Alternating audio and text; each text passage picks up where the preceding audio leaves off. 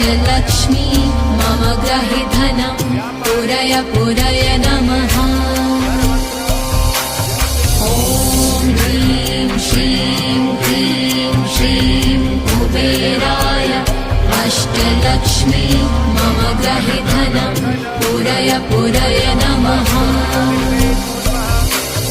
ॐ ह्रीं श्रीं क्लीं श्रीं कुबेराय अष्टलक्ष्मी मम ग्रहे धनं पुरय पुरय नमः।